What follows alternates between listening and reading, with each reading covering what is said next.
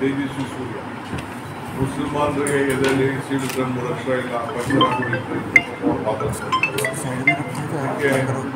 ಅವ್ರಿಗೂ ಅರ್ಥ ಆಗಬೇಕಲ್ಲ. ಅವರು ಬಹಳ ವಿದ್ಯಾವಂತಿದ್ದಾರೆ. ಸಿದ್ದರಾಮಯ್ಯನವರ ಬಜೆಟ್ ಅನ್ನ ಬರೆದಿದ್ದು ಜಮೀರ್ ಅಹಮದ್ ಅಂತಕ್ಕಂಥ ಮಾತನ್ನ ಜೋಶಿ ಅವರು ಹೇಳಿದ್ರು ಸರ್. ಪಾಪ ಜೋಶಿ ಅವರಿಗೆ ಪಾಪ ಇನ್ನೇನು ಮಾತಾಡ್ತಾರೆ, ಮುಸ್ಲಿಮ್ಸ್ ಬೈದೇ ಅವ್ರ ಕೆಲಸ.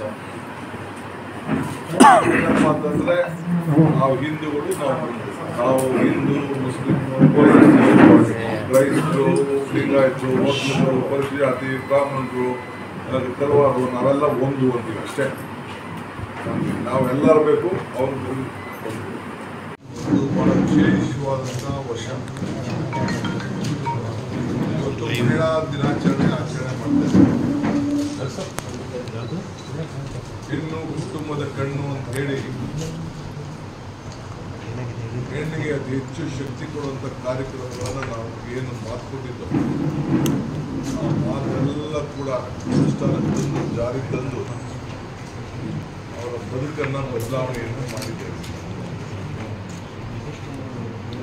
ಹೆಣ್ಣು ಬೇರೆ ಕಾರ್ಯಕ್ರಮದಲ್ಲಿ ಸರ್ಕಾರದಲ್ಲಿ ಬದುಕಾದಂಥ ಆಶಾ ಇರ್ಬೋದು, ಅಂಗನವಾಡಿ ಇರ್ಬೋದು, ಎಲ್ಲೇ ಕೆಲಸ ಮಾಡೋದು ಅವ್ರಿಗೆ ಬಹಳ ದೊಡ್ಡ ಮೊತ್ತ ಕೊಟ್ಟು ಅಂತ ನಾನು ಹೇಳಲಿಕ್ಕೆ ತಯಾರಿಲ್ಲ. ಐತಿಹಾಸಿಕವಾದಂಥ ಬಜೆಟ್ 4 ಲಕ್ಷ ಕೋಟಿ ಮೀರಿ ಎಲ್ಲ ವರ್ಗಕ್ಕೂ ಕೂಡ ಅನುದಾನವನ್ನು ಸಮತೋಲನ ಅನುದಾನವನ್ನು ಕೊಟ್ಟಿದ್ದಾರೆ. ನಾವೇನು ಚುನಾವಣಾ ಮುಂಚಿತವಾಗಿ ನಮ್ಮ ಕಲ್ಯಾಣ ಕರ್ನಾಟಕಕ್ಕೆ ನಾವು ಮಾತು ಕೊಟ್ಟಿದ್ದೀವಿ, 5,000 ಕೋಟಿ ರೂಪಾಯಿ ಕೊಡ್ತೀವಿ ಅಂತೇಳಿ. ಇವತ್ತು ಕೂಡ ಹೋದ ವರ್ಷನೂ ಕೊಟ್ಟಿದ್ದು, ಈ ವರ್ಷನೂ ಕೊಟ್ಟಿದ್ದೇವೆ, ಬಜೆಟ್ನಲ್ಲಿ ಇಟ್ಟಿದ್ದೇವೆ.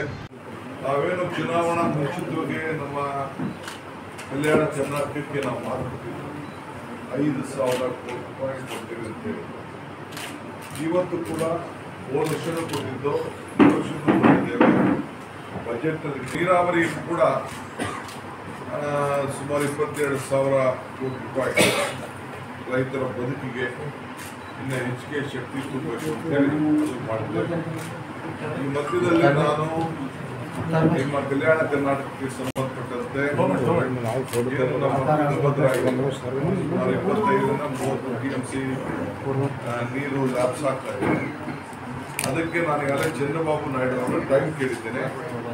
ಒಂದು ಆಲ್ಟರ್ನೇಟಿವ್ ಪ್ರಪೋಸಲ್ ಕೂಡ ನವಿಲೆ ಏನು ಅಣೆಕಟ್ಟು ಬದಲಾಗಿ ಇನ್ನೊಂದು ಮಾಡ್ಬೋದು ಅಂತ ಒಂದು ಟೆಕ್ನಿಕಲ್ ರಿಪೋರ್ಟ್ ಬಂದಿದೆ. ಅದಕ್ಕೆ ಈಗಾಗಲೇ ನಾನು ಚಂದ್ರಬಾಬು ನಾಯ್ಡು ಅವ್ರಿಗೂ ಮತ್ತು ನಮ್ಮ ರೇವಂತ್ ರೆಡ್ಡಿ ಅವರಿಗೂ ಕೂಡ ತಿಳಿಸಿದ್ದೇನೆ. ಅವರು ಈ ತಿಂಗಳಲ್ಲಿ ನನಗೆ ಟೈಮ್ ಕೊಡ್ತೀನಿ ಅಂತ ಹೇಳಿದ್ದಾರೆ. ಕೊಟ್ಟಾಗ ಈಗ ನಮ್ಮ ಆಫೀಸರ್ಸು ಟೆಕ್ನಿಕಲ್ ಟೀಮು ಹೋಗ್ತಾರೆ. ಕನ್ನಯ್ಯ ನಾಯ್ಡು ಅವರ ಹತ್ರ ಕೂಡ ನಾವು ಈಗಾಗಲೇ ಮಾತುಕತೆ ಮಾಡಲಿಕ್ಕೆ ನಮ್ಮ ಅಧಿಕಾರಿಗಳು ಹೇಳಿದ್ದೇವೆ. ಕೆಲವರು ಚೀಫ್ ಮಿನಿಸ್ಟರ್ಗೆ ಟೆಕ್ನಿಕಲ್ ಅಡ್ವೈಸರ್ ಅವರು ಮಾತುಕತೆ ಹೇಳಿದ್ದೇವೆ. ಸೊ ಅದು ಕೂಡ ಈ ಕಲ್ಯಾಣ ಕರ್ನಾಟಕಕ್ಕೆ ಸಂಬಂಧಪಟ್ಟಂಥ ಭಾಳ ಮಹತ್ವವಾದಂಥ ಒಂದು 25 TMC ನೀರನ್ನು ಉಳಿಸ್ಕೊಳ್ಳುವಂಥ ಒಂದು ಯೋಜನೆ. ಅದು ಕೂಡ ಈಗಾಗಲೇ ನಮ್ಮ ಸರ್ಕಾರ ಚಿಂತನೆ ಮಾಡ್ತಾ ಇದೆ. ಜೊತೆಗೆ ಆರೋಗ್ಯ ಇಲಾಖೆಯಲ್ಲೂ ಕೂಡ ಭಾಳ ವಿಶೇಷವಾಗಿ ಈ ಭಾಗದಲ್ಲಿ ಹಿಂದೆ ಏನಿತ್ತು, ಈಗ ಜನ ಕೂಡ ಹೈದರಾಬಾದ್ ಹೋಗೋದು, ಬೆಂಗಳೂರು ಬರೋದು ಕಡಿಮೆ ಆಗಿದೆ. ಇಲ್ಲೂ ಕೂಡ ಭಾಳ ಚೆನ್ನಾಗಿ ನಡೀತಾ ಇದೆ. ಶಿಕ್ಷಣ ಕ್ಷೇತ್ರದಲ್ಲೂ ಕೂಡ ಈಗ ನಾವು 500 ಹೊಸ ಮಾದರಿ ಶಾಲೆಗಳನ್ನು, ಕರ್ನಾಟಕ ಮಾದರಿ ಶಾಲೆಗಳನ್ನು, ಪಬ್ಲಿಕ್ ಸ್ಕೂಲ್ಸನ್ನು ಮಾಡಲಿಕ್ಕೆ ಈಗಾಗಲೇ ಒಪ್ಪಿದ್ದೇವೆ. CSR ಅಡಿಯಲ್ಲೂ ಕೂಡ ಶಾಲೆಗಳನ್ನು ತೆಗೆದುಕೊಳ್ಳಲಿಕ್ಕೆ ವಿಶೇಷವಾಗಿ ಬರೀ ಗ್ರಾಮೀಣ ಪ್ರದೇಶದಲ್ಲಿ ಟೌನ್ಗಳನ್ನು ಪಂಚಾಯತಿ ಮಟ್ಟದಲ್ಲಿ ತೆಗೆದುಕೊಳ್ಳಲಿಕ್ಕೆ ಕೂಡ ಈಗಾಗಲೇ ಕಾರ್ಯಕ್ರಮವನ್ನು ರೂಪಿಸಿದ್ದೇವೆ. ಸೊ ಬಜೆಟ್ ವಿಶೇಷ ಬೇಕು ಅಂತ ನಾನು ಸಂಪೂರ್ಣವಾಗಿ ನೀವು ತಿಳಿದಿದ್ದೀರಿ, ತಿಳಿಸುವಂತ ಬೇಕಾದ್ರೆ ನಾನು ಮತ್ತೆ ಬಜೆಟ್ ಬಗ್ಗೆ ನಾನು ಇವೆಲ್ಲರೂ ಕೂಡ ತಿಳಿಸ್ಲಿಕ್ಕೆ ನಾನು ಇವರು ಸೂರ್ಯ, ತೇಜಸ್ವಿ ಸೂರ್ಯ ಮುಸಲ್ಮಾನರಿಗೆ ಎದೆಯಲ್ಲಿ ಸೀಳು ರಕ್ಷ ಇಲ್ಲ ಅವ್ರಿಗೂ ಅರ್ಥ ಆಗಬೇಕಲ್ಲ. ಅವರು ಭಾಳ ವಿದ್ಯಾವಂತಿದ್ದಾರೆ, ಅಲ್ಲೂ ಕೂಡ ನಾವು ಕಾಂಟ್ರಾಕ್ಟಲ್ಲೂ ಕೂಡ ಜಾತಿ ಪರಿಶಿಷ್ಟ ವರ್ಗದವರಿಗೆ ಏನು ಮೀಸಲಾಗಿ ಇಟ್ಟಿದ್ದೇವೆ. ಅವರು ಕೂಡ ಒಂದು 4% ಮೀಸಲಾಗಿಟ್ಟು ಒಂದು ಸಣ್ಣ ಮಟ್ಟದಲ್ಲಿ ಗ್ರಾಮೀಣ ಮಟ್ಟದಲ್ಲಿ ಏನು ಪಂಚಾಯತಿ ಎಲ್ಲ ಸಣ್ಣ ಸಣ್ಣ ಕೆಲಸ ಇದೆ. ಆ ಕೆಲಸದಲ್ಲಿ ಕೂಡ ಅವ್ರಿಗೆ ಮೀಸಲಾತಿ ರೆಗ್ಯುಲರು ಇರ್ತಾರೆ, ಅವ್ರಿಗೂ ಸ್ವಲ್ಪ ಪ್ರಿಫರೆನ್ಷಿಯಲ್ ಕೊಡಬೇಕು ಅಂತೇಳಿ, ಅವ್ರಿಗೂ ಆರ್ಥಿಕವಾದಂಥ ಶಕ್ತಿ ಕೊಡಬೇಕು ಅಂತೇಳಿ ನಾವು ಒಂದು ಹೊಸ ಇಡೀ ದೇಶದಲ್ಲೇ ಮೊದಲನೇ ಬಾರಿಗೆ ಈ ಕಾರ್ಯಕ್ರಮವನ್ನು ನಾವು ಕೊಟ್ಟಿದ್ದೇವೆ.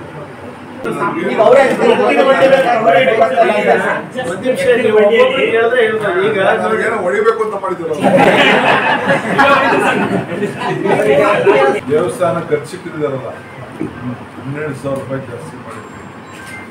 ಬಿಜೆಪಿಯವರು ಹೇಳ್ತಾರೆ ಎಲ್ಲ ದೇವರಿಗೆ ಎಲ್ಲರೂ ಕೂಡ ಅರ್ಚಕರಿಗೆಲ್ಲ ಕೂಡ ನಾವು ಮಾಡಿದ್ವಿ. 60,000 ಆಯಿತು, 72,000 ಮಾಡಿದ್ವಿ. ಎಲ್ಲರನ್ನೂ ಗಮನದಲ್ಲಿಟ್ಕೊಂಡಿದ್ದೀವಿ. ಬೆಂಗಳೂರಿಗೆ ಗಮನದಲ್ಲಿಟ್ಕೊಂಡಿದ್ದೀವಿ.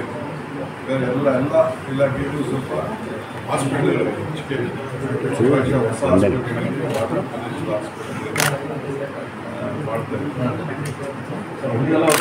ಇದು ಕ್ಯಾಬಿನೆಟ್ ನಿರ್ಣಯ ಆಗಿದೆ. ಮತ್ತೆ ಬಜೆಟ್ ತರದ ಅವಶ್ಯಕತೆ ಇತ್ತು. ಹೋದ ಬಾರಿ ನೆಟ್ಟ ರೋಗ ಅದು ನಾವು ಕೇಳಲಾರ್ದಂಥದ್ದು, ನೋಡಲಾರ್ದಂಥ ಹಾನಿ ಆಗುತ್ತೆ. ಅದಕ್ಕೆ ನಾವೆಲ್ಲರೂ ಕೂಡ ಒಗ್ಗಟ್ಟಾಗಿ ಸೇರಿದ್ರು. ರೈತ ಸಂಘಟನೆ ಇರ್ಬೋದು, ನಾವಿರ್ಬೋದು, irrespective of party, irrespective of ನಾವು ಪರಿಹಾರ ಕೊಟ್ಟಿದ್ದಲ್ಲಿ ಯಶಸ್ವಿ. ನಾವು ಅಲ್ಲಿ ಆದಂಥ ಲೋಪಗಳನ್ನು ಈ ವರ್ಷ ಆಗಬಾರ್ದು ಅಂದ್ಬಿಟ್ಟು ಮ್ಯಾಕ್ಸಿಮಮ್ ಇನ್ಶೂರೆನ್ಸ್ ಕವರೇಜ್ ನಾವು ಈ ವರ್ಷ ಮಾಡಿಸಿದ್ವಿ. ನಿಮಗೂ ಗೊತ್ತಿದೆ, ತಾವು ಕೂಡ ಎಲ್ಲ ಬರೆದಿದ್ರು. ಹಿಂದೆ ನೀವು ಹಿಂದಿನ ಸರ್ಕಾರದಲ್ಲಿ ಮತ್ತು ಈ ಸರ್ಕಾರದಲ್ಲಿ ನೀವು ಇನ್ಶೂರೆನ್ಸ್ ಪಡೆಯೋದಾದರೆ ನಮ್ಮದ್ರಲ್ಲಿ ಹೈಯೆಸ್ಟ್ ಪರಿಹಾರನೂ ಸಿಕ್ಕಿದೆ, ಹೈಯೆಸ್ಟ್ ಇನ್ಶೂರೆನ್ಸು ನಾವು ಕೊಡ್ತೀವಿ.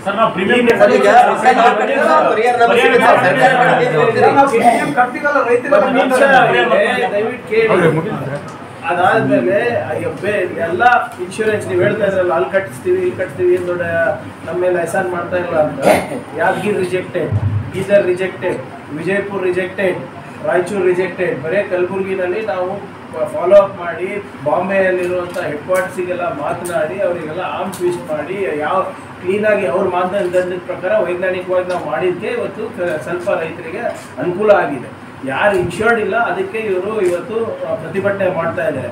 ನಾವೇ ಹಿಂದೆ ಹೋದ ತಿಂಗಳ 2 ತಿಂಗಳ ಹಿಂದೆನೇ ಇದು ಮುಂಜಾಗ್ರತವಾಗಿ ತಮಗೆಲ್ಲರೂ ಗೊತ್ತಿದೆ, ಬೆಳಗಾವಿ ಅಧಿವೇಶನದಲ್ಲಿ ನಾವು BR ಪಾಟೀಲ್ ಸಾಹೇಬ್ರೆಲ್ಲರೂ ಹೋಗಿ ಮಾನ್ಯ ಮುಖ್ಯಮಂತ್ರಿ ಮನವರಿಕೆ ಮಾಡಿಕೊಟ್ಟಾಗ ಕಾನ್ಪುರಿಂದ ಇರ್ಬೋದು, ನಿಮ್ಮ US ರಾಯಚೂರಿಂದ ಇರ್ಬೋದು, ಬೆಂಗಳೂರು US ಇಂದ ಇರ್ಬೋದು ಬಂದು ಇಲ್ಲಿ ಸಂಶೋಧನೆ ಮಾಡಿಬಿಟ್ಟು ಇದು ಡ್ರೈ ರೂಟ್ ಏನು ಕ್ರಾಪ್ ಲಾಸಿಂದ ಆಗ್ತಾ ಇರೋದು ಅಂದ್ಬಿಟ್ಟು ಅವರು ಒಂದು ಪ್ರಿಲಿಮಿನರಿ ರಿಪೋರ್ಟ್ ಕೊಟ್ಟಿದ್ದಾರೆ.